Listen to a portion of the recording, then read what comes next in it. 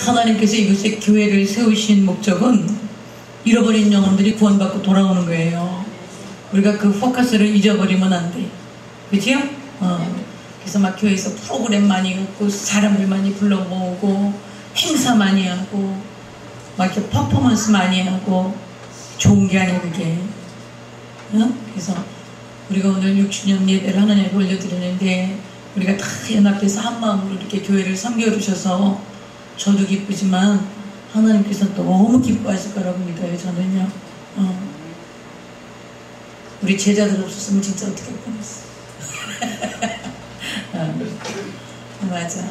그런데 오늘 우리가 기도할 때 우리 교회 주신 사명은 영혼 구원이야. 하나님은 교회를 통해서 하나님의 나라를 확장해가는 것 외에는 관심이 없으세요. 이 모든 것들은 하나님의 나라를 세워가는 것이어야 해요. 그러니까 오늘도 우리가 기도할 때 하나님 우리 대한민국이 하나님의 나라가 되게 해주세요. 하나님의 나라에 누가 대통령이야? 유아준 어린이. 하나님의 나라에는 누가 대통령일까요? 하나님 나라에는 누가 대통령일까요? 하나님이 대통령이죠? 그러니까 대한민국이 하나님의 나라가 되면 누가 대통령이 돼요? 하나님이 대통령이 되는 거예요. 정의와 공의가 서고 하나님의 뜻을 이루는 조국이 될 줄 믿습니다. 나라와 민족을 위해서 우리가 기도하십시다. 우리 교회가 하나님의 뜻을 이루어드려요. 저는 다른 거 관심 없어요. 잃어버린 영혼들이 구원받고 돌아오는 거예요. 할렐루야. 돌아오는데 시시하게 돌아오면 안 돼. 회개하고 죄사함 받고 성령 받고 권능 받아갖고 증인이래. 우리 증인이라고 써냈잖아요. 폼으로 써놓은 게 아니야. 맨날 눈으로 보고 아이고 내가 예수님 증인 돼야 되겠다. 그거 각인하라고 내가 써놓은 거예요.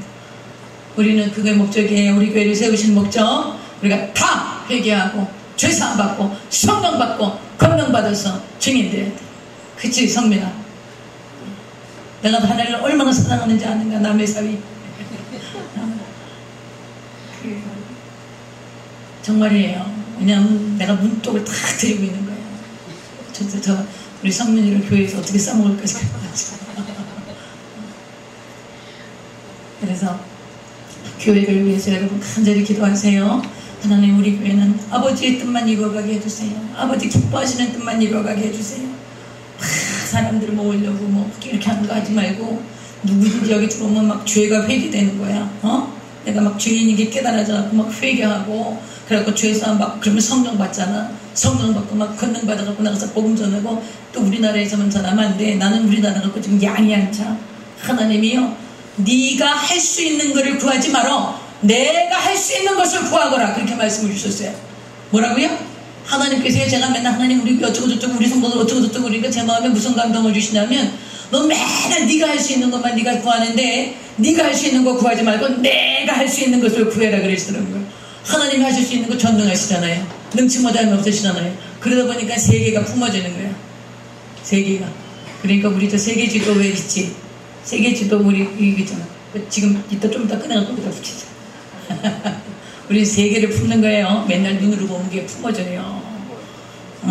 그래서 하나님 세계 우리는 이제 우리는 엄마들이고 우리 할머니들이잖아요. 권사님이. 그러니까 우리는 그냥 기도의 미랄이 돼서 우리는 썩어지는 거야. 우리는 기도의 미랄로 썩어지고 우리 자녀들 세우자고요. 우리 자녀들 세우면 얘들을 얼마나 잘하겠어요. 이 시대에 얘네들이 나가서 빛이 되어주고 소금이 되어줘서 하나님 우리 자녀들 써먹어주세요. 그러니까 우리는 기도의 미랄로 썩어지자고. 할렐루야. 그래서 우리 자녀들 통해서 하나님 놀라운 일을 행하시도록 온 세계에 복음을 전하도록 그렇게 우리 교회가 그런 사명을 감당하도록 기도하십시다. 자, 오늘 하나님 말씀은 여러분 이 마태복음은 누가 썼지요? 마태복음은 마태가 썼어요. 그런데 지금 이 마태가 자기가 이 마태복음을 쓰면서 예수님이 자기를 찾아오는 장면을 쓴 거예요. 근데 이 장면이 마가복음에도 있고 누가복음에도 있어요. 근데 제일 정확한 게 누가 쓴 거겠어? 마태가 쓴 거지. 자기를 부른 장면이니까. 근데 이 마태라는 사람은 누구였냐? 살던 곳이 가버나움이야. 가버나움은 갈릴리 해변가에 있는 도시인데 예수님의 사역의 중심지가 가버나움이었어요. 예수님이 가버나움에서 많은 사역들을 하셨어요. 그런데 이 마태를 만나기 전에 예수님께서 제일 처음에 하셨던 게 중풍병자가 지붕 뚫고서는 자기 친구 달아내리는 거 있었지요? 그게 가버나움이야. 그게 마태가 살던 동네에서 일어났던 일이에요. 근데 그게 성경에 기록됐기만, 그건 기록됐으니까 우리가 알지만 예수님이 가시는 곳마다 얼마나 많은 기적들을 행하셨겠어요. 그리고 가버나움이 예수님이 행하신 사역의 중심지였다면 그것에서 일어난 일들은 말도 많았을 거예요. 말도 못하게 많았을 거예요. 눈먼 자들은 예수님 다 고쳐주셨을 거고, 무슨 병이든지 저주에 억압돼서 눌리고 포로된 것들 예수님이 다 고치셨을 거예요. 그러면 예수님의 소문을 들었을까 안 들었을까? 마태가 들었지. 당연히 듣지요. 그 당시에 뭐 그렇게 가버나움이 큰 도시가 아니잖아요. 그렇게 2000년 전 얘기하는 거예요 지금요. 그게 이제 예수님 소문을 들었다고요. 이 마태라는 말은, 이름은 하나님이 사랑하는 자라는 뜻이야. 무슨 뜻이라고요? 하나님이 사랑하는데, 이 마태는 따라하세요. 하나님의 선물. 하나님의 선물. 그러니까 레위 마태라고 나오거든. 그러니까 아마 레위 지파의 레위였던 것 같아. 이름이, 유대인 이름이 레위였는데, 이 마태라는 이름은 로마식 표기예요. 근데 이 마태라는 이름의 선물, 이 뜻이 뭐냐면 뭐라고? 하나님의 선물이야. 예수님이 만나는 사람마다 이름을 바꿔줬지요. 예수님이 베드로 처음 만났을 때 베드로의 이름이 뭐였어요? 시몬이었어요. 시몬. 바람에 흔들리는 갈대 같은 시몬이었어요. 근데 시몬이라는 그 이름을 보고 예수님이 뭐라 그래? 내가 너를 베드로라고 할 거야. 반석이라고 할 거야. 그래서 이름을 바꿔주신 거예요. 예수님이 베드로의 이름을, 시몬의 이름을 베드로로 바꿔주신 것처럼 이 마태의 이름도 레위였는데 하나님의 선물이다, 그런 뜻인 마태로 예수님이 바꿔주신 게 아닐까, 많은 학자들이 그렇게 이야기를 하시는 분들도 많아요. 근데 저는 거기에 굉장히 동의해요. 예수님이, 왜냐하면 이 세리라는 직업은 그 당시에 그 로마의 그 총독의, 로마의 그 정권에 자기 민족을 세금을 걷어서, 그것을 걷어서 로마에 갖다 바치는 역할을 하는 거예요. 그러니까 로마의 앞잡이인 거예요, 한마디로 말해서. 그런데 이 사람들이 징수해야 할 세금만 걷는 것이 아니라, 내가 100만 원을 징수해야 되면은 150만 원을, 그 로마에 100만 원을 바쳐야 되면 자기 국민들한테, 자기 민족한테 150만 원을 거두는 거예요. 그래갖고서는 50만 원을 착취하는 거야. 근데 그 150만 원을 거두기 위해서 인정사정 보지 않았어요. 옛날에 우리 뭐 친일파 이런 사람들 보면 그랬다 그러죠. 그래갖고 이 사람들이, 무슨 사람들 썼냐면, 지금 왜 빚 받으러 다니는 사람들 있지, 이런 사람들 쓰는 사람들을 뭐라 그래? 조폭들, 조직폭력배들 쓰지요. 그것처럼 이 당시에 세리들이 그런 조직폭력배 같은 사람들을 동원해서 세금을 징수하도록 강제 폭력으로 세금을 뜯어다가 자기 배를 채우고, 그리고 로마에 갖다 바친 거예요. 그러니까는 이스라엘 민족들이 볼 때 이 세리라는 사람은 민족 반역자에다가 자기네들을 괴롭히는 아주 미워하는 그런 집단이 세리였어요. 그런데 여러분 한번 생각해봐. 내가 그 자기 민족을 착취를 해서 배를 채우고 부유하게 살지만 그 마음이 얼마나 불편했겠어요. 자기 유대인들이, 자기 민족들이, 자기 동포들이 모두 다 자기를 외면해. 애들이 학교를 갔는데, 야 쟤네 아버지 세리야, 돈은 많고 잘 살고 로마에 가서 큰소리치고 이렇게 살지만 자기 동족에서는 다 따돌림 당하고 외면당하는 거예요. 그런 아픔이 있었겠지요. 이 마태라는 사람도요, 자기가, 이 사람이, 이 가버나움이 갈릴리 해변가이기 때문에 지금 학자들이 얘기하는 거는 그 갈릴리 호수를 게네사렛 호수라고도 성경에 나와요. 똑같은 말이야. 그런데 그 게네사렛 호수가에 배가 다니고 물건을 싣고 배가 들어오고 나가고 그러잖아요. 그러면 통행세를 받았대요. 그 통행세를 받느냐고, 그러니까는 이 마태의 사무실은 어디에 있었을까? 해변가에 있었던 거예요. 그래서 해변에 앉아서 어느 날 태양이 내리 쪼이는데 무료하게 한없이 바닷가를 바라보면서 한주만 넋을 놓고 앉아있는 거예요. 그러면서 불현듯, 야 내가 이렇게 인생을 살다가도 되나? 내가 이 돈을 모아서 뭐 할 거야? 내 민족을 착취해서 내 자식 유학시키고 내 새끼 잘 먹이고, 그리고 나는 편안하게 살지만 그 수없이 쏟아지는 비난 속에서 늘 잠자리가 편하지 않고 어딜 가나 마음이 불편한 그 마태의 고뇌를 우리가 읽을 수가 있는 거예요. 그런데 거기 예수님이 찾아오신 거예요. 예수님 소문을 들었거든. 아니 예수님이 중풍병자를 고쳤다 그러지 38년 거는 위로만복음에 나오는 거고 하여튼 친구들이 지붕 뜯고 내려온 그 중풍병자 고쳤다 그러지 눈 먼 사람이 막 봤다 그러네. 귀신 들린 사람들이 막 고쳤다 그러지. 아마 그 당시에는 암인 거 진단이 안 났으니까 그렇지 암 환자들도 예수님이 다 고쳐줬을 것 같아. 그치요? 그러고 그런 소문을 막 들었는데 혼자 생각에 그런 생각도 했을 거예요. 야, 도대체 예수 저분이 누군가? 저분은 나를 얼마나 비난할까? 그렇게 연약하고 눌리고 포로되고 가난한 사람들 다 도와주시고 병도 고쳐주시고 훌륭한 분이니까 자기 같은 사람을 보면 상대도 안 할 거야. 자기를 벌레같이 보실지도 몰라. 아마 그런 생각하고 있었을지도 몰라요. 이건 내 생각이야. 우리가 다 사람이 비슷하기 때문에 성경을 보시면서 여러분이 그 성경의 사람 쓴 마태가 이것을 기록했을 때의 그 심정을 한번 생각해봐요. 그 사람이 마태가 처해 있던 상황들. 그리고서는 하염없이 그 게네사렛 호숫가에 자기 세관 사무실에 앉아서 바라보고 있는데 그 예수님이 오신 거예요. 딴 얘기 안 해. 네가 마태냐, 요즘 세금은 잘 거치냐, 잘 지내냐, 건강은 어떠냐. 그런 얘기 절대 안 하세요. 딱 두 마디 하세요. 뭐라 그러세요? 따라해봐. 나를 따르라. 그 말씀밖에 안 하세요. 근데 마태가요, 마치 모에 붙들린 것처럼, 마치 모에 뒤집어 씌운 것처럼 모든 것을 버려두고 떠난 예수님을 따르는 거예요. 여러분요, 베드로나 야고보나 요한이 물고기를 잡는 어부였다가 예수님을 따라간 거하고 마태는 틀려. 베드로와 야고보와 요한은 나중에 예수님이 부활하시고 나서 승천하시기 전에 안 나타나시는 거예요. 낙심해갖고 다시 어부로 돌아갈 수 있어요. 그러나 마태는 다시 세리로 돌아갈 수 없어요. 그러니까 마태가 결단을 하고, 김수 잘 들으세요. 마태가 결단을 하고 주님을 따르는 것은 베드로나 야고보나 요한이 다시 돌아갈 수 있는 길을 가는 게 아니야. 이제는 다시는 세리로서의 삶을 살 수 없어. 다시는 부요한 자리에 들어가서 살 수 없어. 이제는 다시는 자기 민족을 착취해서 끌어내는 그런 자리에 다시는 갈 수 없어요. 이제는 예수님을 따라가다가 자기가 무슨 일을 당해도 다시 세리로 돌아갈 수 없는 그런 순종의 자리로 나아간 게 이 마태의 제자된 부르심에 따른 순종이었던 거예요. 여러분, 주님이 우리를 찾아오실 때 우리에게 말씀하시는 게 있어요. 그냥 신앙생활 하다가 어영부영 하다가 그냥 마지못해서 그냥 목사가 끌고 가고 그냥 부역장이 끌고 가고 막 권사님 장로님이 끌고 가고 이렇게 해갖고 막 그들한테 끌고 가고 겨우겨우 신앙생활 하는 사람이 있는가 하면 주님께서 이렇게 강권적으로 부르시는 사람이 있어요. 여러분, 베드로와 야고보가 모든 것을 버려두고 예수님을 따른 것과 마태가 모든 것을 버려두고 예수님을 따른 것과는 차원이 틀린 거예요. 그런데 마태는 사복음서에 마태의 행적이 나오지를 않아.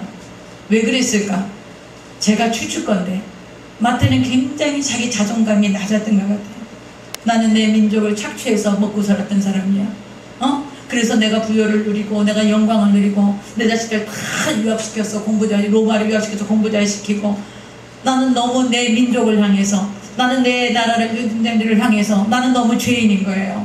제자들 12명의 제자들이 있었지만 그 제자들 다 가난하고 정말 어려운 형편에 살던 제자들이었는데 마태는 그렇지 않았거든요.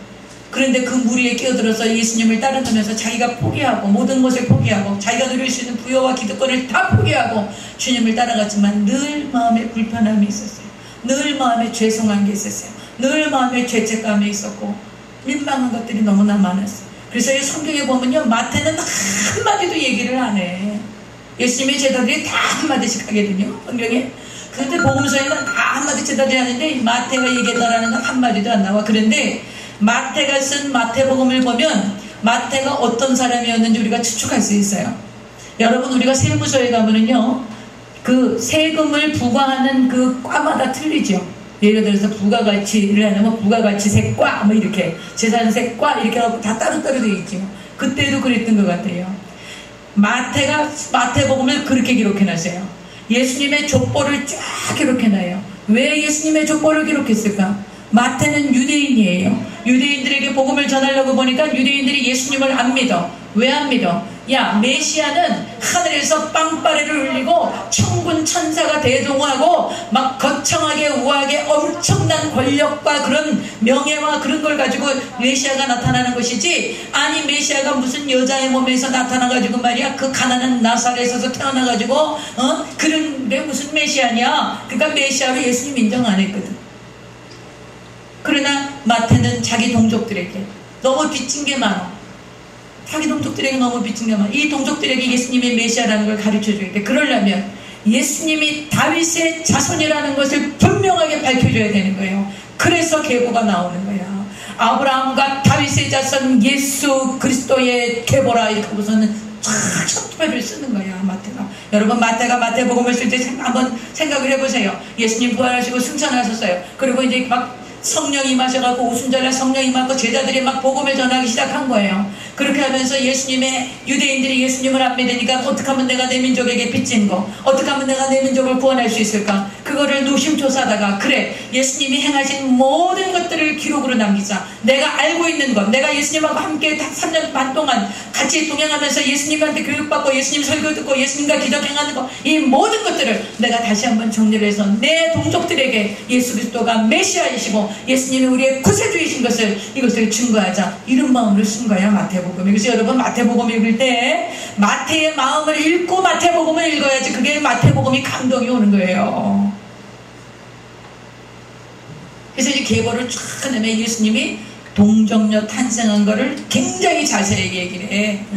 계보에 쭉 온 다음에 다윗의 자손 요셉에게서 마리아라는 여자에게서 예수님이 태어났다. 여자의 후손으로 잉태되셔서 오셨다는 것을 창세기 3장 15절에 이루어진 것을 마태는 분명하게 얘기하고 있는 거예요. 그러니까 뭘로? 성령으로 잉태돼서 여자의 후손으로 오셨다는 것을 분명하게 밝히고 있는 거예요. 그렇게 하고서는 예수님의 탄생에 대해서 아주 정확하게 기록을 하고 계세요. 예수님의 탄생에서 이제 이런 과정을 애굽으로 갔다가 다시 나사렛으로 오시는 이런 과정들, 이런 것들을 아주 하고 정확하게 하고, 그 다음에 예수님의 산상수훈 있죠? 마태복음 5장 6장 7장 보면 산상수훈 있잖아. 그 산상수훈만 딱 묶어서 얼마나 마태가 머리가 좋고 아주 기가 막히게 이 IQ가 높은 사람이었던 것 같아요. 원래 이렇게 세무서 다니는 사람들이 머리가 좋잖아요. 그러니까 이 사람의 기억력이 탁월했어요. 예수님의 산상수훈에 제자들한테 한 설교를 거의 다 완벽하게 기억하고 있었던 거야. 그래서 예수님이 산에 올라가고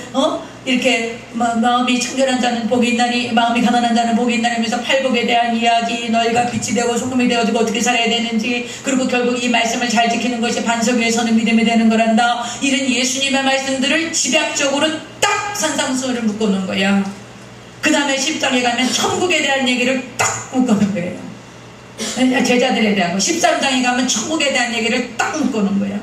그리고 24장에 가면 말세에 가는데, 아이고 말세가 되면 어떻게 되는가 예수님 물어보니까, 제자들이 물어보니까 말세엔 이런 일이 있을 거다. 그리고 24장, 25장, 26장이라고 하면 열천의 비유, 또 여러분이 잘 아는 양과 염소의 비유, 이게 다 뭐예요? 말세에 대한 이야기를 딱 묶어놓은 거예요. 그러니까는 마태는 자기의 여러분, 하나님께서요, 우리를 쓰실 때요, 우리에게 주신 성향과 우리에게 주신 그런 이런 기본적인 그런 것들을 하나님이 다 쓰시려고. 그래서 우리가 다 다르지요.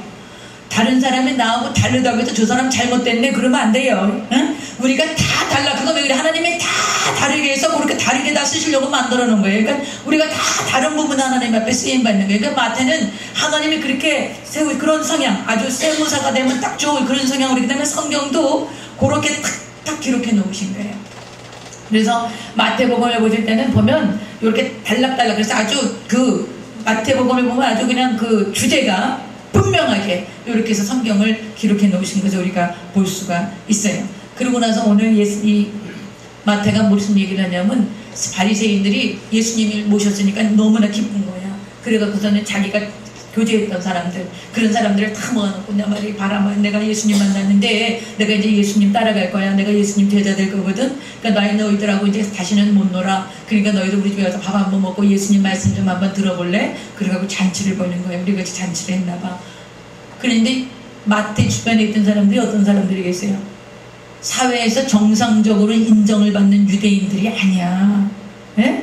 여기 성경에 보니까 죄인들이라고 나오거든요. 그 죄인이 무슨 얘기냐면 조직폭력배 같은 사람들을 얘기하는 거예요. 아주 비도덕적이고 이교도적이고 아주 이런 사람들, 유대인 사회에서는 절대 인정 못 받는 그런 사람들하고 이 마태가 보냈거든. 그러니까 집안에 온 사람들이 어떤 사람들이야? 그런 가서 세금 압력 가해갖고 폭력으로 세금 빼앗던 사람들 있잖아요. 그런 사람들 불러 모은 거예요. 그리고 창기들, 그 당시에 창녀들은 왜 창녀라 그래서 생존하기 위한, 생계를 위한 창녀예요. 여자가 먹고 살 일이 없는 거예요. 여자가 해야 할 수 있는 일이 없어요. 그러니까는 이 몸을 파는 일밖에 할 게 없는 거예요. 그러니까 하나님 주님이요, 그걸 굉장히 불쌍히 여기셨어요. 생존을 위해서 이 몸을 팔 수밖에 없는 그 창녀들을 향해서 주님이 굉장히 긍휼이 없어요. 바리새인들이 그러는 거예요. 이 죄인과 창기들과 어떻게 밥을 같이 먹냐. 여러분, 밥을 누구랑 같이 먹어? 밥은 여러분, 밥은 누구랑 같이 먹어요? 보통 내가 좋아하는 사람이랑 같이 먹죠. 내가 좋아하는 사람 만나면 밥 사주고 싶잖아요. 그리고 내 밥상에 부르는 사람들은 보통 어느 정도 나랑 수준이 맞는 사람들이잖아. 그죠? 근데 예수님이 그런 사람들하고 수준을 맞으셨다니까요. 오늘 마태의 집에 들어가니까 그러니까 그걸 보고선 바리새인들이 뭐라 그러냐. 야, 저 죄인과 그 창녀들의 친구다. 어떻게 저렇게 죄인들 저렇게 유대인 사회에서는 인정도 못 받고 완전히 멸시당하고 무시당하고 침뱉음을 당하는 저런 인간들하고 밥을 같이 먹다니, 저 예수님 정말 이상한 예수님 아니냐? 그러면서 막 비난하기 시작했어요. 어떤 예수님 뭐라 그래요? 병든 자에게 의원이 필요한 거야. 그러니까 건강한 자에게는 의원이 쓸데없어. 그러니까 내가 의인을 부르는 게 아니라 죄인을 부르는 거야. 예수님 그 얘기하시는 거예요. 그러면서 예수님이 원하시는 것은 제사가 아니야. 너희가 와서 막 유대인들이 바리새인들이 와갖고 내가 하나님 오늘도 이렇게 착한 일하고 내일도 착한 일 할 거고 오늘도 내가 율법 다 지켰고 내가 하나님 앞에 이렇게 거룩하게 살고 죄 안 짓고 11조 잘하고 주일 성수 잘하고 교회 봉사 많이 하고 그리고 내가 이렇게 주님을 잘 섬기고 내가 이렇게 하는데요, 쟤는요 주일도 안 지키고요, 예배도 안 오고요, 맨날 놀러만 가고요, 쟤는 저 사람은 저런 사람이에요. 그러면서 막 비난하는 거예요. 그런 사람을 향해서 예수님이 오늘 뭐라 그러신 줄 아세요? 나는 제사를 원하지 않아. 긍휼을 원한다. 긍휼이 뭐야? 긍휼이 불쌍히 여기는 거예요. 불쌍히 여기는 거예요. 여러분, 여기에서 지금 주님이 우리에게 말씀하고 하시는 것은 무엇이냐면 우리가 다 죄인이라는 것을 인정해야 돼. 우리가 어느 누구도 의롭지 않아. 불쌍히 여기는 마음을 가지셔야 돼. 나는 이렇게 예수님을 믿고 나는 목사고 나는 이렇게 하고 그러니까 너희들은 도대체 예수님도 제대로 안 믿고 말이야. 신앙생활도 개떡같이 하고 말이지. 야, 이러니까 이거 어떻게 되냐. 이런 태도가 아니야. 이게 아니야. 어떻게 하라고? 불쌍히 여기는 거야. 그것이 우리의 신앙의 자세여야 돼. 할렐루야. 불쌍히 여기세요. 정말이에요. 여러분 주변에 있는, 여러분 마음에 안 들고 저 인간이 도대체 왜 저럴까, 그런 사람들 지금도 많을 거야. 그럴 때 아이고 정말 나 같으면 저건 가만히 안 하고, 제가 막 옛날에 그랬거든요. 의로워가지고요. 아니 세상에 신앙생활을 저따위를 하는 데마다 저것들을 정말 막 이러면서 제가 그랬거든요. 근데 하나님께서 무슨 말씀을 주세요? 네가 나보다 의롭냐 그러시죠. 내가 괜찮다는데 네가 왜 그러냐. 내가 괜찮다. 그러면서 어떻게 뭘 깨닫게 하시냐. 내가 너를 얼마나 불쌍히 여겼는가를 돌아보라는 거예요. 네가 어떠한 죄인이고 내가 너를 얼마나 어떻게 불쌍히 여기고 긍휼히 여기고 내가 너를 택하고 너를 돌보고 너를 책임지고 너를 이끌어오고 너를 향해서 오래 참았는가 돌아보라는 거예요. 네가 그것을 깨닫는다면 너에게 향한, 너에게 준 내 주변에 있는 모든 형제와 이웃들을 향해서 어찌하여 네가 긍휼히 여기지 않느냐는 거예요. 할렐루야. 여러분, 불쌍히 여기는 마음이 주님이 주시는 마음이에요. 그 불쌍히 여기는 긍휼한 마음은 내가 긍휼함을 입었다는 사실을 기억하는 사람만 행할 수 있어요. 여러분, 주님께서 우리에게 너무나 그 불쌍히 여겨주시고 긍휼을 베풀어 주신 것, 우리의 모든 죄를 사하시고 그것을 위해서 십자가의 몸을 주가 배를 흘려 죽으신 그 십자가의 공로를 잊지 마시기 바랍니다.